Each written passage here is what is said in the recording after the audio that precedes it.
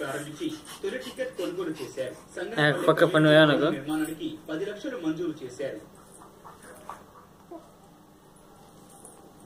ఆంధ్రప్రదేశ్ లో fibre grid project పనులు యుద్ధ ప్రాతిపదికన పూర్తి చేయాలని ఏపీ ఐటీ శాఖ మంత్రి నారా లోకేష్ అధికారులను ఆదేశించారు.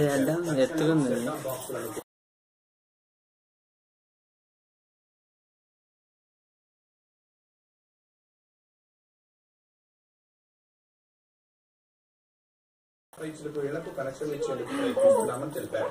ఇప్పటికే ఫైబర్ గ్రిడ్ వినియోగిస్తున్న వారి నుంచి బిల్లింగ్ కూడా ప్రారంభించామని అధికారులు వెల్లడించగా కొత్త కనెక్షన్ల జారీకి ఏర్పాట్లు వేగవంతం చేయాలని ఆదేశించారు. హైదరాబాద్ లో కురుస్తున్న భారీ వర్షాలకు దెబ్బతినే రహదారులకు పురపాలక శాఖ మంత్రి కేటీఆర్ ఆదేశించారు.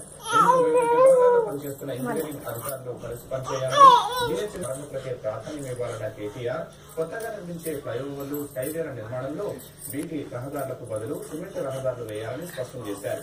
ఇందుకు అవసరమైన అదనపు నిధులకు అనుగుణంగా నివేదిక తయారు చేయాలని అధికారులను ఆదేశించారు. తెలంగాణలో గురుకుల నియామపరీక్షలతో పాటు ఆగస్టు 3 వరకు ఉన్న అన్ని పరీక్షలను టీఎస్పీఎస్సీ వాయిదా వేసింది. పరీక్షలు తిరిగి ఎప్పుడు నిర్వహిస్తామో తరువాత ప్రకటిస్తామని కమిషన్ పేర్కొంది. దేశ భద్రతకు సవాలులోని 3 దేశాల సరిహద్దులు మార్చే విదేశాంగ మంత్రి సుష్మా స్వరాజ్ రాజ్యసభకు తెలిపారు.